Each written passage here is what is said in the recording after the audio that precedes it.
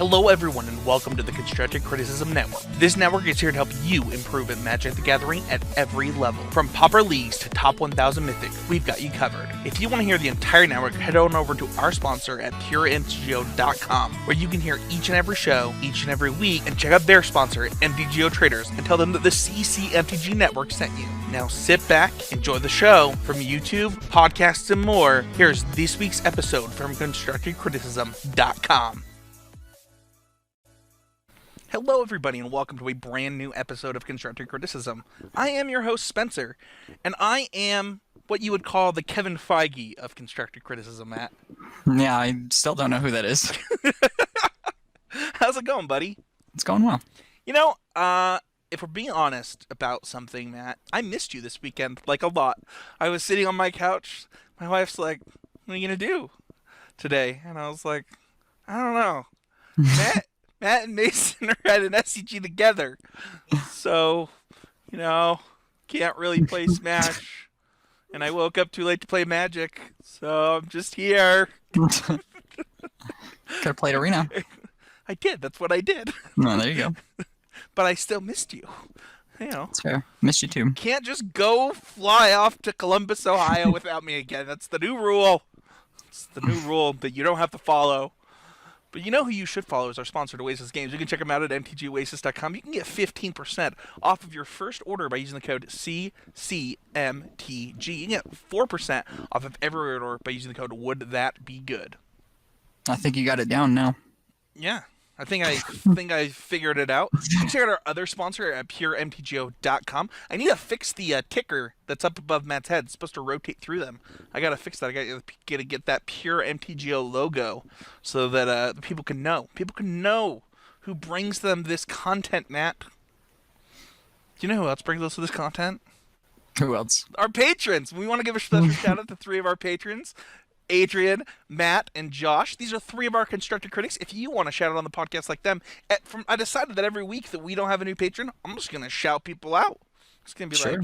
Just shout out some old patrons. Exactly. The oldest, really. I mean, Adrian's got to be like 47 or something at this point. No, I don't think that's right. Adrian's like young. But if you want to be a part of the Constructive Critics group, you know, this is the place that we do most of our interactions with our patrons. Become a patron of $5 more. Heading over there. We just posted a poll to see when we're going to do hangouts. Matt and I are going to do monthly hangouts, you know, with the patrons. It's going to be super awesome. So if you want to be a part of that kind of stuff, head on over to patreon.com/ccmtg and become a Constructive Critics by becoming a patron of $5 or more. Should we talk about a Patreon question this week, Matt? Did you get a chance to read it? I did, yeah. Why don't you read it for the listeners? What have you been doing to attack the cat deck in Standard? I don't really have a desire to play the deck, but I can't seem to beat it. Should you just play the best deck even when you hate it this much? Why don't you lead off here? Well, the short answer is, well, I guess I'm just going to go with the long answer. So it really depends on what your goals are. If your goal is to win a Magic event, then probably the answer is yes.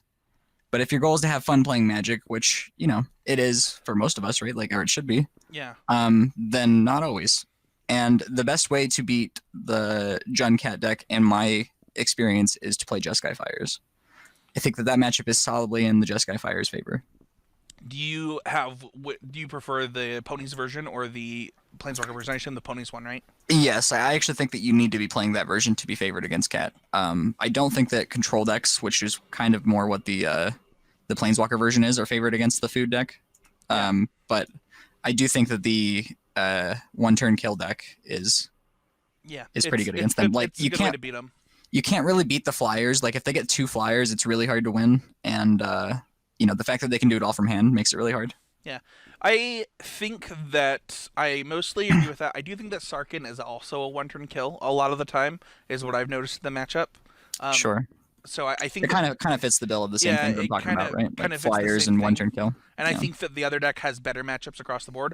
I actually think both of those decks are pretty good against Cat. So if you specifically want to beat this deck, I would play. I mean, that's what I played at the PTQ, right? Where I literally said on the podcast, I think Jund Cat is the best deck, right. And I played a Jeskai Fires deck at that PTQ. So what does that tell you? How do I think you beat that deck? I think both those decks are favored against it. It kind of just depends on. I think that the Planeswalker version is a little underrated. I think that there are definitely times where it is better um, than the other version.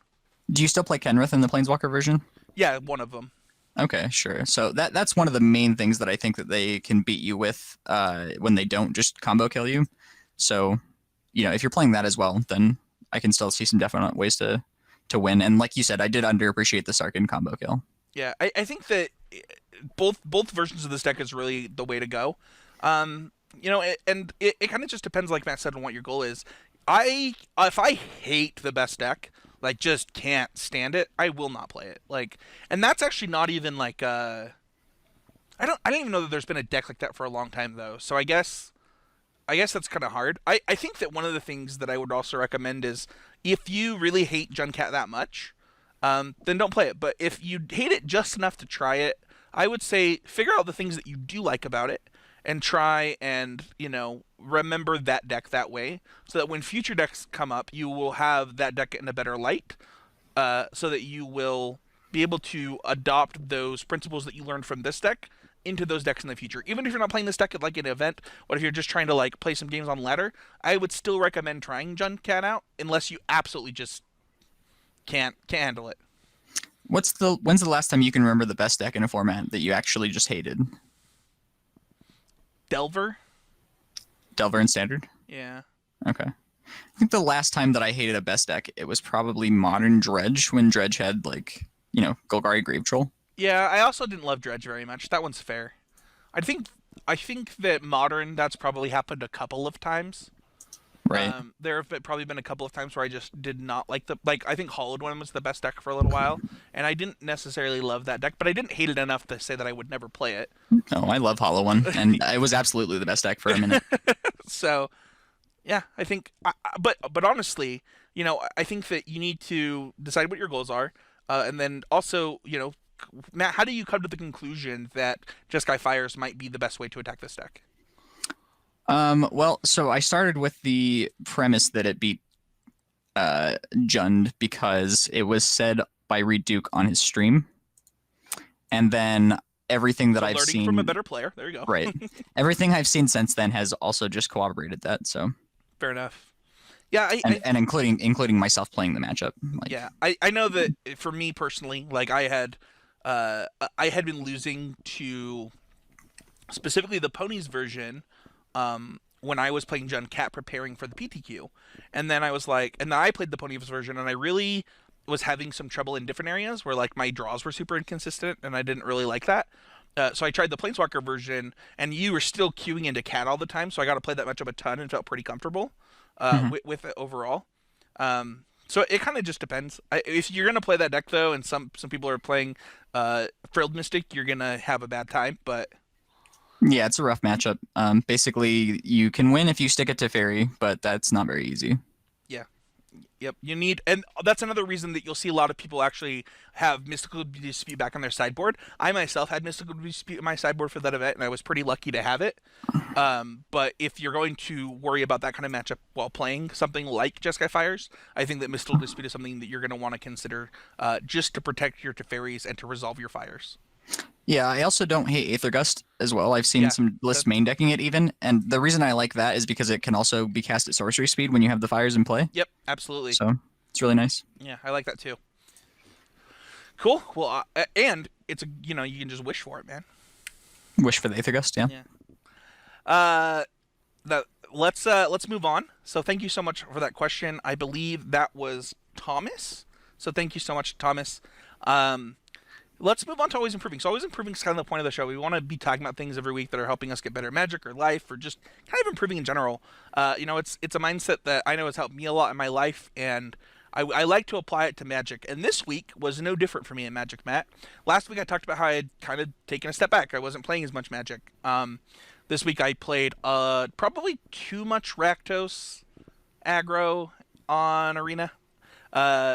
I was grinding the events this weekend to get gold to save up for the next set. So, Right. I played quite a bit of that. But I also studied Modern, and I want to kind of talk about why. So I know a lot of people, Matt, when they take a break from, like, most of our 1Ks are either have been modern in the past. So I played a ton of modern, kind of a couple months ago, and then there was this Oko shift, and right when that happened, Pioneer happened. And now all of our 1Ks have been Pioneer, so I've been playing a lot more Pioneer. Even when I play on MTGO now, I think the last two times I've played have both been Pioneer, except for sometimes with you and Mason. And I just am lost in Modern because all the Modern I played is with Titan Shift, right?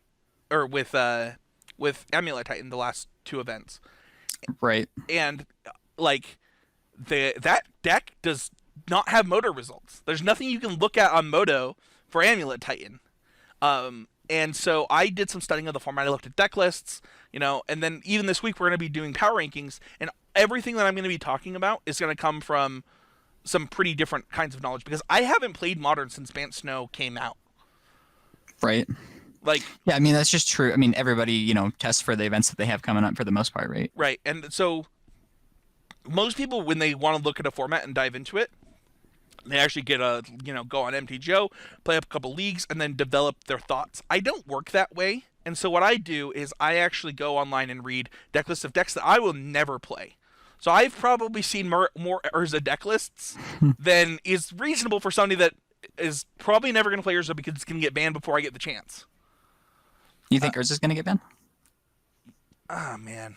I hope they both go, but we can talk about that. I hope Sure. Urza and Oko go for what it's worth. I mean, Oko's just definitely going to get banned. I having just played the Open, I can tell you for sure that Oko is oppressive. It's rampant. I hope it's both of them. That's my opinion. And I know people are like, oh, Urza wasn't broken before Oko. It's like, well, it was getting there. It was. The problem is that with Urza, I think you said this. It's not if, it's when. It's Right. not a question of if Urza is the best card in Modern, because once Oko's gone, it just goes back to being the best card in Modern by like a lot. Sure. Yeah. So for me, I did a ton of studying, and I specifically was looking, I was like, all right, so, what's doing well? Why is it doing well? And breaking down different things. It's crazy how much deviation there is in Modern right now, which also is interesting to me because you would think with like a clear best deck that wouldn't be true, but there's 3 versions of this best deck. Well, I think that what we've more established isn't necessarily a best deck. I think we've established that there's a best card in Modern, and it's kind of a bunch of different decks vying for the slot to see which one is the best Oko deck. Does it remind you of Energy at all? Not really. I think Energy was because Energy is a mechanic, right? So there were multiple different flavors of Energy, but they were also very different decks. Yeah, that's my thought too. Right? You had the Pummeler decks were very different than the Teamer decks that were very different than the Grixis deck or whatever. Grixis deck, or even even the Marble decks, right? Like there were so many different decks between right. Yeah. Energy mechanics. Do you? So I guess we can get into this actually when we get into Modern. But for me, it was all studying, Matt. Is that something that you do a lot? Like, are you the same that way, or are you the dive-in? Because I feel like you're the dive-in guy. It depends. I mean, most of the time I'll look at a format before I try to do anything, unless the only exception is if I see something that I already think is cool. Oh, sure. Or something that you want to break. Sure. Yeah. Like if I see something that that already appeals to me, then I'll try it, to see if it's good. Yeah. But most of the time I'll look at a format and, do mostly what you're doing. Just look through a bunch of MTGO results and open results. And what do you think of the change to having the preliminary? So now we don't just see 5-0s. Now we can actually see 4-1s and 3-2s. I like the change because it gives you... I think even the 5-0s from preliminaries are more valuable than League 5-0s. Me too. Because they are in a confined bracketed space structure. Yeah, and they're in this confined space that says, this is the space where you had to do this. Right. And this is the time frame in which you had to do this. Right. I mean, also, you just don't get paired down or up as much in the prelims as you would in leagues. Like right. when you're 4-0, you're actually just as likely to get paired against somebody that's 1-0 as you are to get paired against somebody that's 4-0. So yeah. So overall, I'm glad to hear that. I think that people don't do that studying enough. Like I was in just watching stuff with the family, kind of scrolling through deck lists, talking. It was I Interesting think to be that invested again, for what it's worth. I think it's also just a nice time management skill, right? Like we don't always have time to play test a bunch of matchups, so what we can do is multitask, right? We can look up deck lists while we're doing other things, like what you're saying right now. Right. And the same thing is true. Like I was listening to MTG Grindcast while I was doing the dishes the other day. Like I think that not enough time. Magic. The thing is that games are so fun, and I've learned this with Smash over the last couple weeks, where I have enjoyed the learning process of Smash so much, and now I've hit this plateau, and it's like, all right, well now I need to study and figure out like what I need to do to get better at this point, because the things that I'm doing on my own are not cutting it, and now it's time to go out of my comfort zone in a couple of different ways and manage my time in a different way, right? Like going and jamming my Squirtle side B against Shield 17 times just isn't teaching me anything. However, and that's the same thing if like you're playing, like the same thing is true if you're playing. Our Patreon question speaks to this, right? Where it's like, I don't like this deck. I don't know how to beat it. Help me. And it's like this is the kind of thing that you need to do is say, all right, well I am losing. Help me from here, and seeking the advice to get you to the next step is the type of thing that I think that you need to do to get over those plateaus that we have in Magic. Yeah, it's sometimes very difficult to get over a plateau by yourself, so finding outside resources is usually the best way to do it. And deck lists online, that is a resource. Like I think so often people just take it for granted because, it's there all the time, but that gives you a snapshot into different things. Yep. What about you?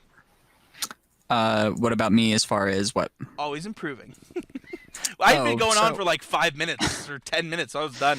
So, for always improving this week, I have a little bit of a story for this one actually. So I was playing I wasn't even in the open. I was playing in a classic, and then I was watching Mason play in his classic, which he did top 8, and. Ooh, shout out to Mason, baby. Yeah, definitely. He was playing Junkat, by the way. He was playing Junkat, yes, and he was playing against Jeskai Fires in this round that I was watching. And his opponent played a Cavalier of Gales without Fires, I've mentioned in play. And they had 7 mana, and he had 1 card in hand with the Cavalier trigger on the stack. And specifically drew his 3 cards in such a way that they never touched the other card. And he had the other card lying face down a lot of the time when he was resolving this brainstorm. So to me, this says, okay, this player clearly has a spell that they want to keep in hand, right? Like they know for sure that there's no way that they're going to put that one back. And then I looked at their lands and I see that they have a Temple of Triumph and a Sacred Foundry up, right? So I was like, okay, what card could they possibly have? Okay, it's definitely Justice Strike, right? So I immediately made the read that the one card that they're keeping is Justice Strike. And then Mason on his next turn tapped out for Corvald, and with the trigger on the stack, his opponent Justice Striked it, right? Mm-hmm. So the always improving moment here is going to come up later. So I thought, like, for what it's worth, I was making really good reads on my opponent's hands basically all weekend, even like on Arena and stuff like that. But I'm watching the top 4 of the same Standard Classic, right? And it's Dominic Harvey playing Jund Food against somebody that I don't know playing Jeskai Fires. And this person shocks in their 5th land and then casts Shimmer of Possibility, right? And I was like, okay, that's kind of a weird thing to do. Like, why would you not want to see what you're going to get off the Shimmer first before you decide to shock in the land, right? So anyway, they then tick up to Fairy and then pass the turn. And I'm like, okay, I understand now. This is the same thing that we just had happen, earlier in the day. He's definitely got Deafening Clarion here. And Dom makes the same read, right? He taps the Gilded Goose first main phase to make a food, then attacks the Teferi for 2 with a devoted or with a Paradise Druid that he has in play, and doesn't play anything else to the board pre-combat or whatever. Okay. The opponent Aether Gusts the Paradise Druid, right? And then I immediately go walk around the table to see what his opponent has in hand, and he does not have the Deafening Clarion in hand. Boom! Yeah, and I was just like, this is just actually a great play. And my always improving moment there was just to respect the level that your opponent's on. So I want to sync this into a tweet that came out. So earlier today, Mason actually tweeted, if you had to give one piece of advice to a relatively experienced player, who would you want to step up from, who wants to take the step up from locals, what would it be? And Jessica Estefan, she was in the MPL this year. She said, "Pride means very little when it comes to learning the process. You're not as good as you think you are, so don't assume everyone is worse than you. Don't just test online and play paper events sometimes." And I think that her first part of this tweet, this don't assume that your opponents are just worse than you, and I mean, that speaks volumes. Right. Because too often we think, well, I'm the best player in the room. And then I think, Matt, for me personally, the number of times where somebody has caught up to me or like been able to beat me that I've beaten 7 times in a row, let's say, locally. And then all of a sudden they beat me, and I think, why did they beat me? And I think, you know what? It's because they've gotten better, and I'm not respecting that. And I'm still putting them on this level that I knew that they were on when we played 3 months ago. And, that happens from a lack of this, the lack of this ability to both respect that your opponent can make great plays. They're a human being. like they're a person that thinks and feels. They're gonna do great things because that's part of humanity. And I think we forget that a lot. Yeah, definitely. It's funny. Do you think that that player realized how great the play was in the moment? I have no idea. If they did not make any indication of it. But I don't know, what they could have possibly done. What else would you have done, right? Fist pump or whatever after Dom makes the food with the Gilded Goose. You didn't talk to him after, though? No, we were leaving right when I was watching this play. This was the very last play that I saw of the weekend. It's still a sick play. Yeah. Yeah, it's way better than skipping your land drop, by the way, Casey Bloodworth. So, taking out of this one. To be fair, I did tell them that he was going to be in the finals after I saw that play happen. I was like, this is already a good matchup for him, and he's playing great, so I'm pretty sure that this guy's going to be in the finals. Awesome. Yeah. Well, that was a good story. I really appreciate that one, Matt. So, should we move on to our main topic this week? Because we are not doing any training rounds this week. We're back to our power rankings. Yeah, sounds great to me. I really enjoy the power ranking episodes, honestly. Yeah, I figured, and I knew that you'd been testing Modern, and I knew that I had been studying Modern, so I was really excited for this episode so that we could chat, so that I could pick your brain, as I'm still studying. I still need to kind of learn what this format's about, as, like I said, I have not played, Bant Snow was not a deck last time I played Modern. That's only, 2 or 3 weeks ago, but... I have actually a pretty big question about these power rankings. Yeah, so let me explain. So I will read them so that you will understand. Okay. So I'm going to read the rankings. I did 2 rankings. I did one for Magic Online and the Magic Online challenge and the Classic. And then I did another one for the team event, and I gave the normal points to every deck. So okay, I see what's happened here. It's 2 different sets of power rankings. Correct. So I'm going to read them both. In the first one, I clumped the Urza decks because it was easier. In the second one, I did not, but there's also 2 extra decks. So this is 10 decks, but it's really only it's less than that. So for MTGO, we have 24 points for Urza decks, 20 points for Etron decks, 15 points for Bant Snow decks, 10 points for Titan decks. That does not, for what it's worth, include any Amulet Titan. So that is only Titan Shift and Simic Titan. So the Primeval Titan win condition deck that is... You feel like you're lumping Valakut and the straight blue-green field decks together right now? Yes, I will say why, and you can correct me too. So then we have 8 points for the Shadow decks. This was mostly 4 color. There was one Abzan version, and there was one Grixis version. For just the team series, we have Simic Urza with 20 points, Simic Titan / Sultai Titan with 20 points. None of these are combined, by the way.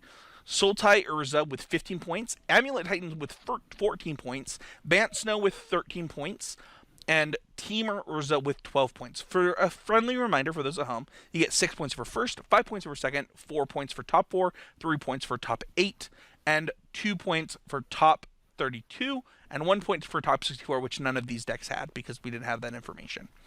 So, Matt, if we combine the decks from the SCG, we get, obviously, Urza decks on top. Simic Titan at number 2, Amulet Titan at number 3, Bant Snow at number 4, and Storm with 8 points, and Devoted Druid with 8 points at number 5. Yeah, these look pretty similar aside from. I mean, you're switching out Etron, the shadow, obviously, is the shadow pretty. shadow decks and Etron for Storm and Devoted. Well, kind of, right? Because Etron is the second best performing deck online, right? And That's true. It didn't even place in the open. They didn't. Yeah, I mean, I don't even know that there was one. Like, I don't even know that it registered. I actually did a lot of scouting on day 2, so I knew basically what everybody played, and there were not many Etron decks on day 2, but there were certainly some. They obviously just did not have a very good conversion rate. And Mason, I was talking to him last night, and he said that you guys played against a ton of Etron day 1. Yeah, absolutely. Yeah.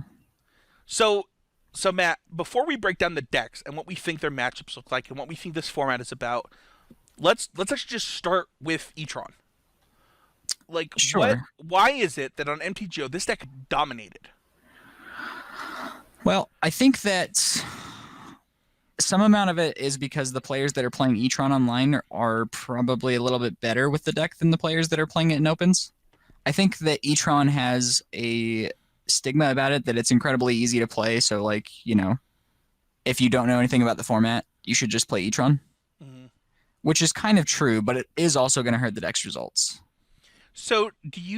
So Mason, I don't know where he's. I mean, it's probably just a private conversation between me and him, but he talked about how he thinks that people just don't respect Etron. Like, they just think that its results don't matter on the SCG tour, and they're not quite as they don't believe the MTG results there. And he challenges that the good players don't play it on the SCG tour. They play the best deck, which was Urza this weekend, and so now Urza is going to naturally do better. Yeah, I definitely think that's true. I also think that Etron has gotten worse recently because every deck is playing 4 Okos. And they're also a lot less off the Chalice than they used to be. Yet, do you think that the Titan decks being the way they are also makes Chalice worse? Yeah, I mean, obviously the Titans decks don't really care about Chalice, but I also think just the Urza decks themselves have gotten less bad against Chalice. We should actually rewind, because you asked why I lumped these decks together. The core of the Titan Shift deck and the core of the Simic Titan deck have converged. They both play Fatal to the Dead. They both play a Boreal Grazer. They both play all the, pretty similar ramp spells, except one of them has now moved to Elvish Rejuvenator. Shout out to Michael Hinderrocker, by the way, who told me that card was unplayable, and I told him that it was great. So I think I've said that card is unplayable more times than he did. Well, you're both wrong, obviously. At this point, can you admit it? When am I going to get my comeuppance? That's the wrong word, but you know what? Right. Get your comeuppance. Either way, I was right. I mean, it's obviously playable, but it's playable in the same way that, Grey Merchant Masfidel was playable. Wow. You specifically targeted me there. You went for the personal attack. Either way, I think that the core of the decks are really, really similar at this point. Like, it's the Boreal Grazer, Summoner's Pact, Primeval Titan, Once Upon a Time. I think the strategy is very very similar. I do think that it does impact what matchups you lose and win, though, which is why I'm a little bit hesitant to lump them together. Well, let's finish Etron and then let's move on to Titan. Sure. So Etron gets worse because Chalice got worse. That's just true, right? Like, Chalice is definitely worse. Can you still play it for free on Zero in this format? I mean, Karn is also a lot worse. But yeah, you can certainly play it on Zero. It's going to be good against the Urza decks on Zero, but not backbreaking. But yeah, the other thing is that Karn has gotten a lot worse. Both of these cards really only shut down one part of the Urza deck, which is Emry. Which is definitely a great part of that deck, but I mean, Oko is the best part of the deck, and neither of those cards do anything to shut down Oko. So where does Etron shine? Is it Bant Snow? Is it the? I mean, it's obviously great against the Shadow decks. I think it's actually a dog to Bant Snow. It's good against the Shadow decks. I think it's favored against Urza, but not a lot. That's my belief. I thought it was favored against Urza, but you also don't get the free plays that you were getting against Urza a couple weeks ago. Right. Yeah. It just used to be a slam dunk matchup, and now it's much closer to 50-50. So, so, so where did you guys land on Etron? Like, obvious, did one of your teammates play it? Yes. So talk to me about that. He said that his win percentage online with that deck was pretty good. And we were mostly doing individual testing at the time. I think Etron is a fine choice and was a totally reasonable deck. I mean, the rankings suggest it. If you just combined the decks together, it would still be in the top 5. Yeah. So, so Etron lands at. It's a good deck. It has probably a favorable Urza matchup, which is a good place to be. It's probably not that good against some of the Titan decks. What are I mean, obviously something like Storm and Devoted Druid, which are on this list, there it's just I mean, you're not beating that very often, I would assume. I think the Devoted Druid matchup is actually quite a bit closer than it used to be because they've started playing a lot more main deck removal in the Etron decks. Okay. They're usually playing like 2 Dismembers and 2 Warping Whales main. What so the play draw would be really important there, but also I guess Chalice on 1 is not a bad play in that matchup at all. Chalice on 1 is actually not very good. Oh, tell me It's about that. probably mostly a waste of a Chalice a lot of the time. They just really don't need their 1-drops. Like, I mean, you're not going to Chalice on 1 on the play where it would actually matter. Sure. Um, But so, but Chalice on 2 is gas. if you can lock out their first thing and then Chalice on 2, it's pretty good. It's not game ending though. Like they still have a lot of like ways to combo off for 3 and 5 mana or whatever. Sure. Well, let's move on to Titan then. Let's talk about because I have not played Simic Titan yet. Last week on the podcast, I talked about playing Bant Titan, and then I slept through the challenge, so didn't do that. So talk to me about the Titan decks, man. Also, shout out to Zach and Becky who crushed it this week with Titan. So I think the Titan decks are interesting. They were kind of like specifically the Simic version of Titan was kind of conceived as a way to beat the Urza decks because Oko doesn't interact with Field of the Dead favorably. The problem is that a lot of the Urza decks this weekend had gone back to their roots, if you will, of Emery and engineered explosives. And I know Mason played against the Simic deck twice, I think, and he killed like 200 zombies in those 2 games, almost without exaggeration. Like he was just like had his opponent under the Emery engineered explosives lock and had managed to get rid of the So Crater Hoof somehow. So do you think that either version, whether it's the Scapeshift version or the Simic version, are favored against Urza? I'm not 100% about this the Scapeshift version because I haven't played enough of that matchup. I was definitely under the impression going into this weekend that the field decks were favored against Urza. That was like one of the big draws of the deck. But after having seen that matchup play out a bunch of times and talking to Julian Henry as well as Mason about it, it did not seem like either of them were losing that matchup, at all. As somebody who's played a lot of a lot of Titan decks, and I look at the lists that are doing well with Titan Shift right now, just extrapolating, I would be shocked if that deck does not have a good Urza matchup. The Simic deck? No, the Titan Shift deck. Sure, with the Valakuts. Yeah. Yeah, I think that one's closer. The one big thing that you have to remember is that all the Urza decks right now are playing 3 Ashioks in the sideboard. Yeah, that's a good point. I mean, that hurts all of those decks. Yeah, which is really hard to beat. It might be that you are supposed to go back to playing some Lightning Bolts to try to combat that. Yeah, but... you get Lightning Bolt. You could also get something along the lines of... or like Fry. Yeah, I was going to say Fry. Fry would just get out of here. Right. And also, Fry kills Urza. It kills Urza as well. Yeah. That's pretty good. Okay. I think the Titan decks they naturally play on Etron and Bant Snow, so I get why the decks did well this weekend. It makes a lot of sense, but I think that you could be right. It could have to adjust to what the Urza decks are now trying to do, especially if things stay the way they are, because a lot of people think that Wizards are now. I think Seth Manfield, former Coast, tweeted that he thinks that they're ignoring Modern. Like they're just like, we're good. I think that they wanted to take a little break, and let the dust settle, and I think that's a reasonable approach to take. I think that they will do something about it. I mean, it hasn't even been that long since we had the last Modern ban, right? Yeah, that's fair. Michael Hinderrocker, I know you're listening. Boo, let's go. Let's go. I think that it's totally reasonable to let the dust settle for a minute. Honestly, I don't really think that we need to have bannings every week. Let's see where things go. Urza wouldn't even be the deck I would play next week for what it's worth. Yeah, so let's. I think that we'll get to Urza so many times through this that we won't need to talk about it, other Sure, than yeah, the that'll just be talked variations. about in Well, conjunction with the other decks matchups. we should talk about the variations at the end, I think. But next up, let's actually talk about the deck that you played, because this deck would have come in with a total of 28 points, putting it pretty high, which is Bant Snow. So I'm curious, did you lump Bant Snow Control and Bant Snow Blade into one deck? No, they're all Bant Snowblade decks. Really? I believe so. Okay. I could be wrong. To be I know fair. it did really well at the Classic, Yeah, including being won by Kevin Jones. I believe that all of these decks had Stoneforge Mystic in them. Okay.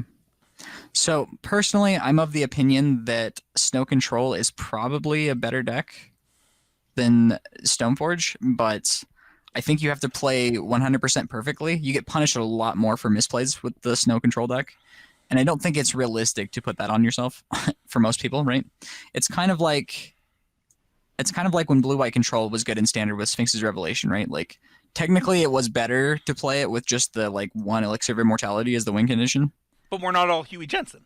Right, but very few people could do that, so it was better for almost everybody to play some Elspeths. Yeah, that makes a lot of sense. Okay, so I would play Bant Snowblade going forward, but I think that if you were perfect, that Bant Snow Control would be better. So you were a pretty big fan of your deck choice going in. Why is that? I liked basically all the matchups. I think that you were favored in almost all of these matchups. I think that the Titan decks are a little bit tough. The Field of the Dead decks, rather. But your Etron matchup is great. Does that your Shadow Amulet matchup is Titan? great.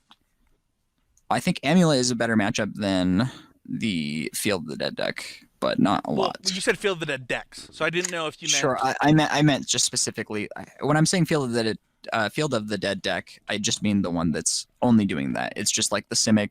The Simic deck, okay. Yeah, the Simic deck, right?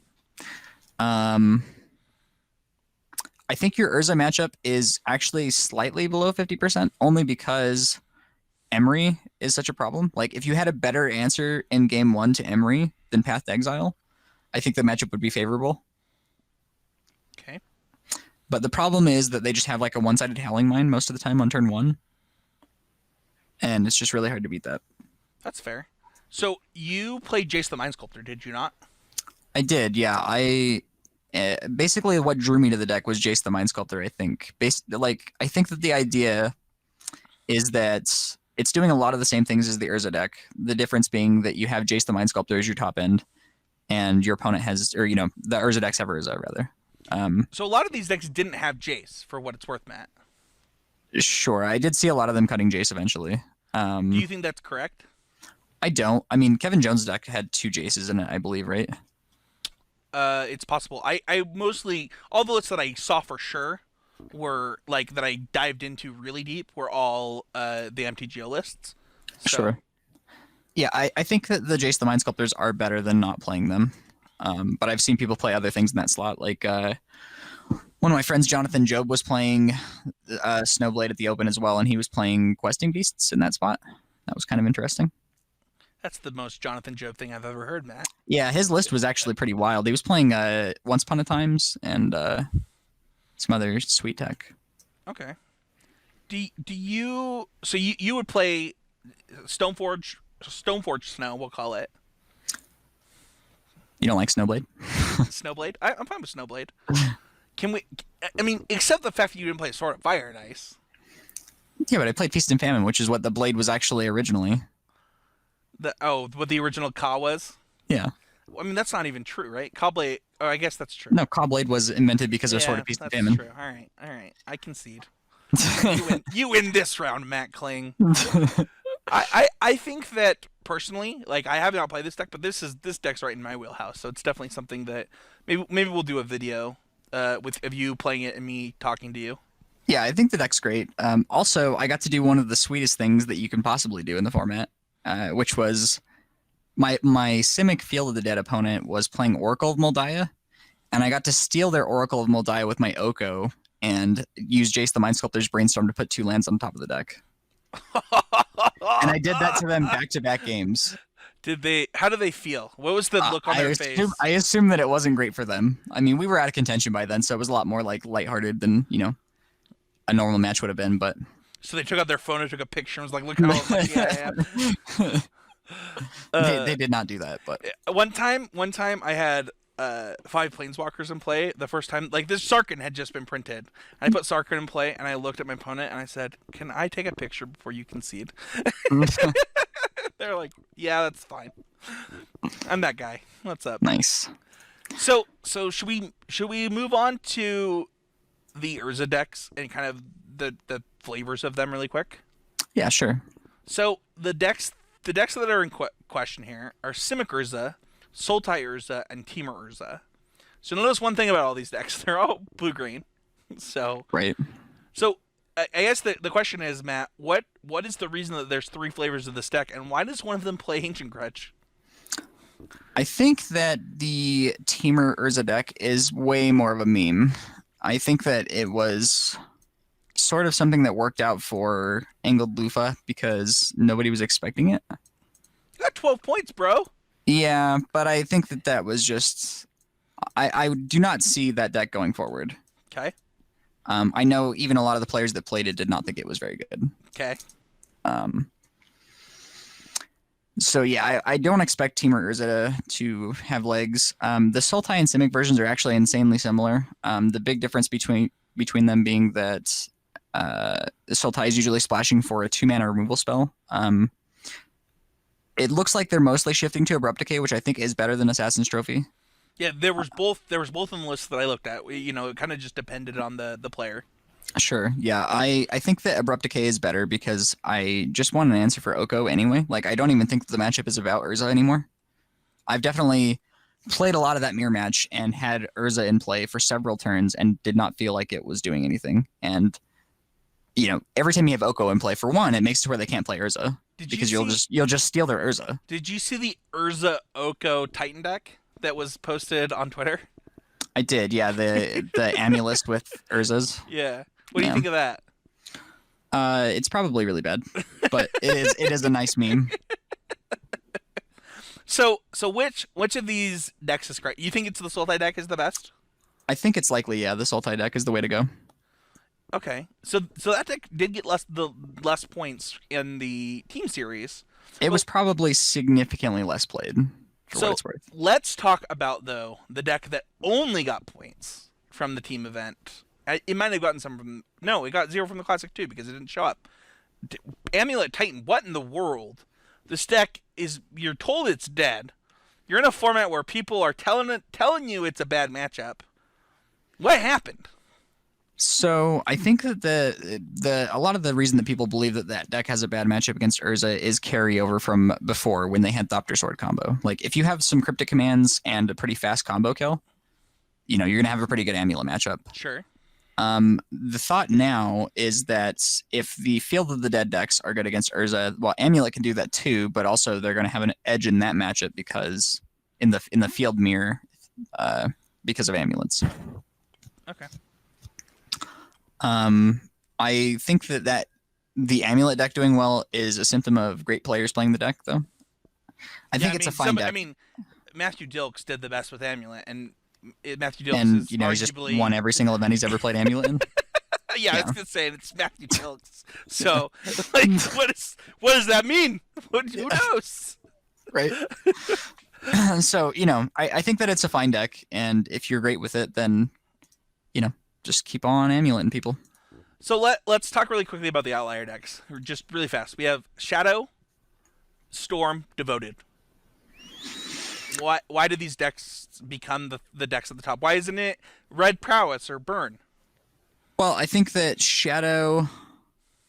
4-color Shadow was by far the best of the Shadow decks for what it's worth. Sure. Yeah, I think Shadow is a somewhat reasonable way to go because it's a deck that has game against Urza. I don't think it's favored against Urza right now. I think it has game, though. And it doesn't have, like, any terrible matchups. The Storm and Devoted Druid decks, I think, are mostly Hail Marys to try to beat like Devoted or to try to beat Urza and like the Field of the Dead decks. Just both of them at once. You're like, all right, I'm just gonna, I'm gonna, attempt to Aaron Rodgers this into the end zone. Let's go. Yeah, I think that those matchups are good. If you play against a deck with, more than a couple of removal spells, you're going to be in for a bad time. Especially with the way that the Devoted Druid decks have been built.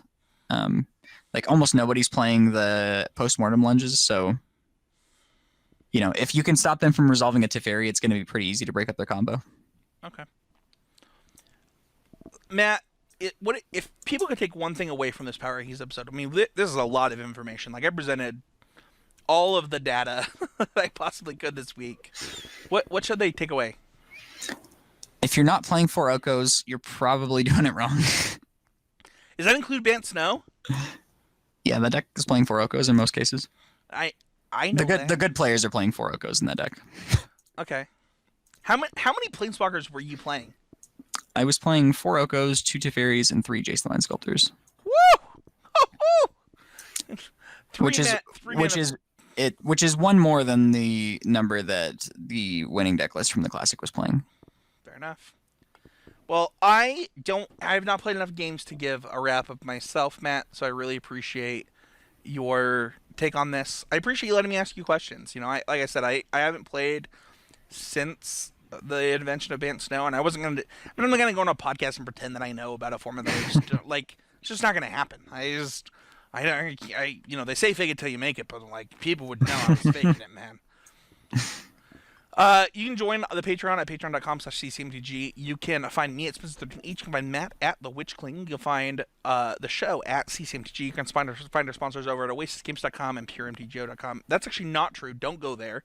You can find our sponsors at mtgoasis.com and puremtgo.com. You can email oasisgames.com and tell them that they're being silly and to sell their website because they don't use it. Right.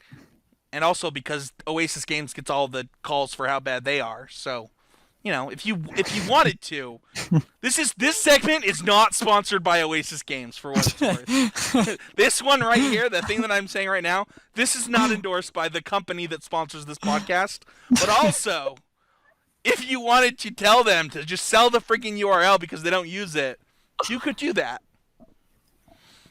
Matt, I have no idea if their email addresses work or anything like that. So their customer service line obviously doesn't work because you guys get all the calls.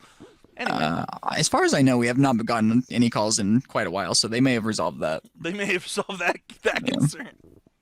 Either way, check out our sponsors. They're awesome. We appreciate them. You can also join the conversation by joining the Facebook group by becoming a patron of $5 or more over at patreon.com/ccmtg. And you can join the Discord, where the newest Discord event is coming up, Matt. And guess what? It's on February 15th. Nice. I know that one. Before the podcast, I actually deleted the rest of them from my notepad, where I had gotten my wife's approval for these dates.